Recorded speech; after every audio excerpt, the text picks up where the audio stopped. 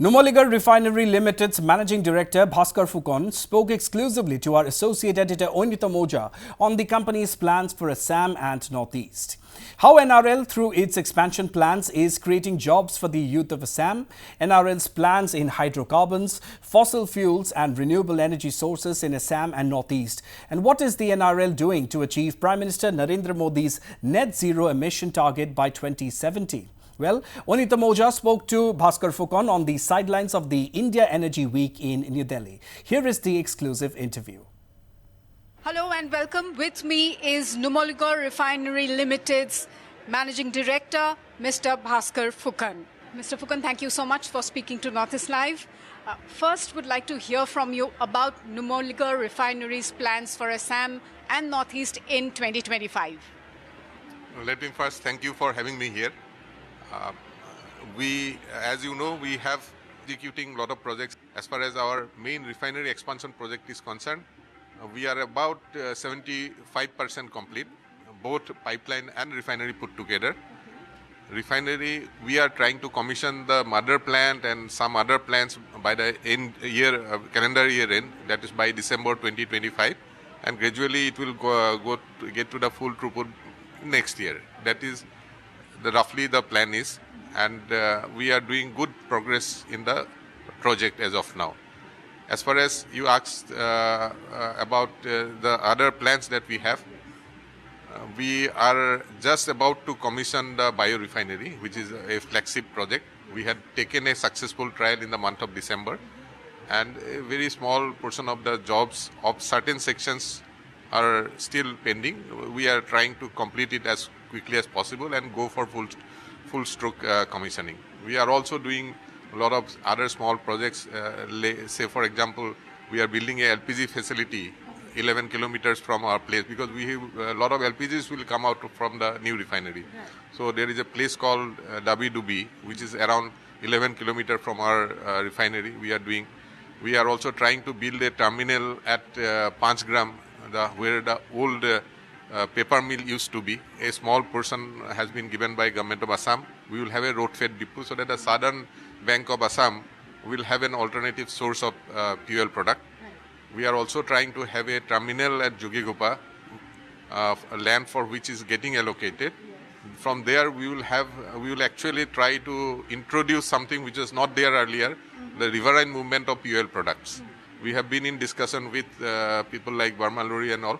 So they are sold to the idea, or some private player may also come, putting up the barges, so that the oil movement can also take place using the Brahmaputra as a way of transporting that fuel product. So this also means a lot of job opportunities for the youth of Assam. Obviously, when you expand the refinery, you will actually recruit a lot of people, both at management and non-management level. And you can assume that since there will be a high level of automation, it may not be the same number of people that used to run a refinery in yesteryears, but nevertheless, we need good skilled people there. And if you have these installations coming, we will also have people there. So therefore, any project that you do will entail some job absorption, job creation. And as you talk about having a fuel terminal, you will have truckers coming in, you will have ancillary services coming in. So therefore, that ecosystem, you need investment, you need installations, so that more and more people get meaningful employment. Yes. So regarding the pipeline, I believe there's more than 1,000 kilometer pipeline that's coming from Paradip Port to Numaligarh. What is the update there? It is a 1640 odd kilometer pipeline starting from Paradip. And you can ask me why Paradip? Yeah. Paradip already have an existing infrastructure of Indian Oil. These are called SPM, single point mooring, deep into the sea, almost 21 kilometer into the sea. When you have that kind of facility, very large tanker can come, and that can make a hell of a lot of difference on the freight. So they are typically, the VLCCs carrying around 250,000 metric ton of crude oil can be taken by one tanker. So those tankers can come and offload there. So that is why we have gone to Paradip. See, other ports which are there, say for Haldia or a Damra port, will not have the kind of draft that Paradip will have. So that 1640 kilometer pipeline, we are almost completed. Around 82% of progress has been done. Some critical areas are still pending. Some of the areas we have to do something called micro tunneling, because there are rivers, sub-Himalayan rivers, which are full of pebbles. You cannot cross those rivers, because nowadays, the pipelines cannot be laid through an open cast. Earlier, people used to just dredge, put the pipeline and fill it up in the riverbed. Those are no longer allowed. Earlier, people used to lay the pipeline taking the bridge. Suppose there used to be a railway bridge, then people would have hooked up a pipeline and crossed the bridge. So those are not allowed nowadays. You have to either do much below the depth of the river, bed of the river, so that it is environmentally not harmful to the thing. So some of the rivers you cannot cross through HDD, particularly the rivers which have pebbles. So you have to do something called a micro tunneling. You are actually creating a small tunnel there actually. So 10 such rivers have to be crossed through micro tunneling. So those activities are on. Even the crossing at Majuli is still work in progress. So there are some tidbit jobs are there in certain areas. Orissa, some difficulties there because the land ownership is not established. So we don't know to whom to pay. So we are trying to navigate through those difficulties, because in a linear projects, when you are crossing 1640 odd kilometer and the kind of land records that we have, you are bound to have some areas where you will have problems. So we are also now facing some problem in some small areas. I'm sure in days to come we will overcome it. Sir, there's always this concern about the safety aspect. We often see a lot of mishaps happening. Well, how is Numaligarh refinery handling all of those stuff? We have a very, very robust ESG policy, which includes the safety as one of the key parameters. Okay, so safety, we have a management safety control also. We follow something called OISD norms. OISD, Oil Industry Safety Directors, issues. These are very detailed norms regarding various aspects of the operation of the refinery or of the pipeline, like that. And they also have a guideline how the management of such thing has to be done. Right. It is called OISD 206. It has recently been drafted 2 years back. We have also implemented that. Plus, we have something called process safety management. It looks at different process safety events that may occur, and we take a preemptive action so that we don't face the safety situation over there. We have a behavioral safety team. So they look at the behavior of the people. You will be astonished to know that most of the accidents do occur because of lack of follow-up of SOPs. That is the single most major reason why accidents do occur. So we are heavily focused. That's why we have brought in that behavioral safety aspect. If you go to a refinery, you will not see a single soul who are not wearing a boiler suit, who are not wearing a helmet.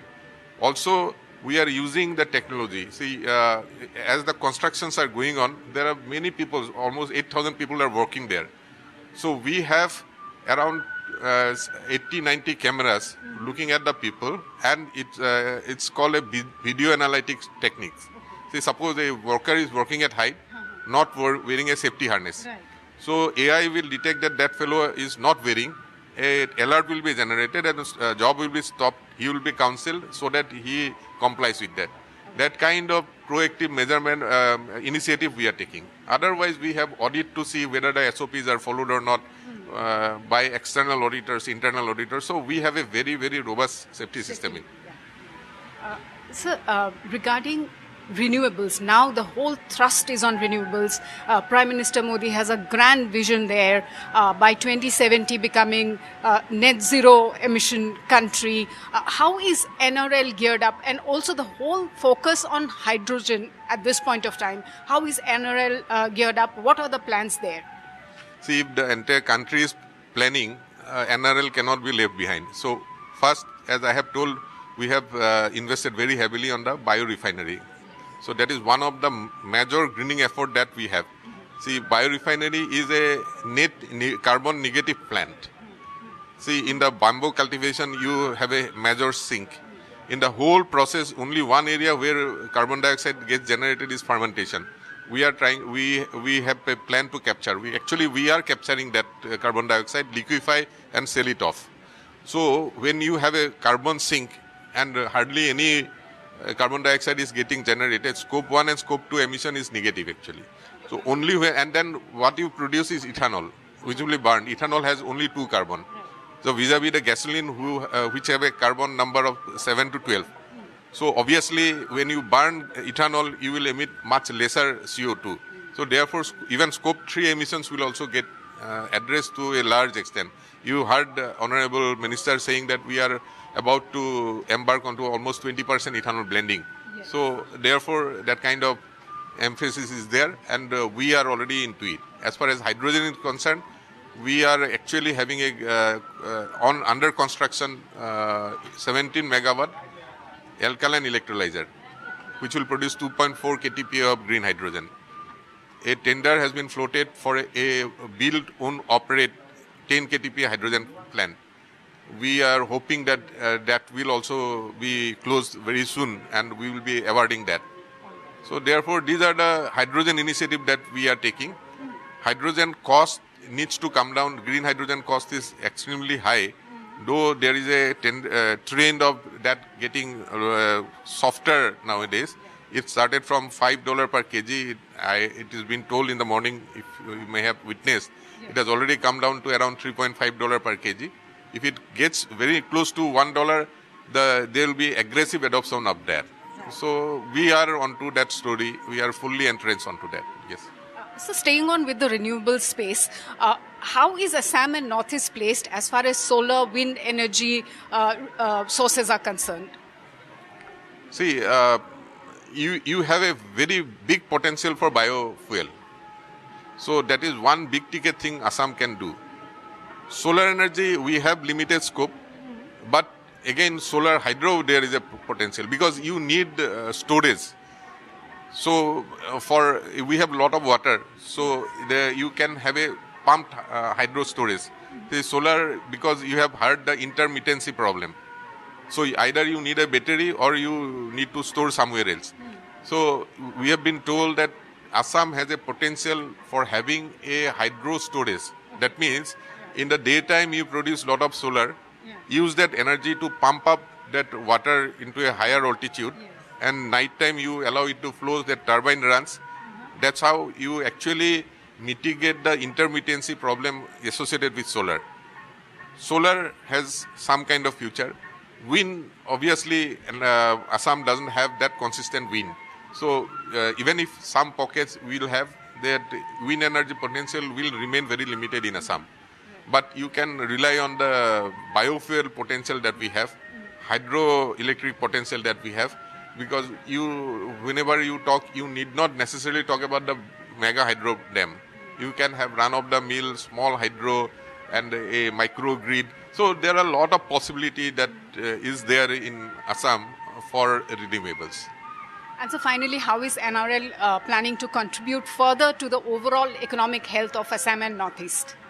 See, we have invested very heavily in the refinery expansion project, biorefinery. Going forward, we are going to invest in a petchem project, which is polypropylene. So we also know that energy transition is going to happen. So demand of diesel will taper down over a period of time. So we need to produce something which will be more relevant at that point of time. So we are coming up with a 360 KTPA polypropylene project. We also will have a ATF project. We are looking at SAF, Sustainable Aviation Fuel. So, and also we are talking about a dimethylamine project, which will produce a product called dimethylamine, which will add value to methanol that is produced in APL. So that kind of ecosystem we want to create. And also we are trying to isolate carbon monoxide. We will partner with a private party who will make acetic acid out of carbon monoxide and methanol, which is getting produced. We also will produce some acetic acid from our bioethanol project.